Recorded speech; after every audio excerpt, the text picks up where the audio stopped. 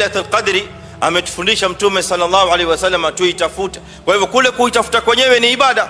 Iltamisuha fil ashri alawakhir, itafuteni Lailatul Qadri katika 10 za mwisho za usiku mwezi wa Ramadhani. Tafuteni katika zile masiku ya witri. Hatuwezi kuwa tunatamani kupata Lailatul Qadri, hatuwezi kuwa tunataraji kupata khairi na baraka zilizomo ndani ya Lailatul Qadri ikiwa tumelala. Hatuwezi ikiwa tunataraji kupata baraka na fadhila na thawabu za Lailatul Qadri na khairi nyingi ikiwemo ndani yake kusamehewa madhambi. ومن قام ليلة القدر إيمانا واحتسابا غفر له ما تقدم من ذنبه. Atakayediriki Lailatul Qadr akiwa amesimama amuomba Allah subhanahu wa ta'ala, huyo madhambi yake yote yanafutiwa. Baadhi ya waislamu wengine wal billah ndio wanakwenda kombo zaidi, ndio wanaotoka katika dira zaidi.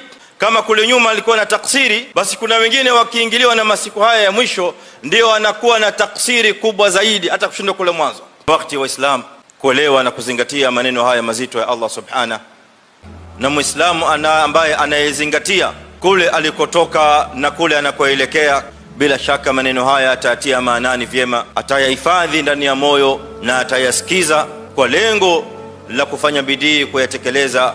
Asa na laalla Allah subhanahu wa ta'ala kadhalika na yeye amjalie miongoni mwa wale waliofuzu ndani ya mwezi huu wa Ramadhan.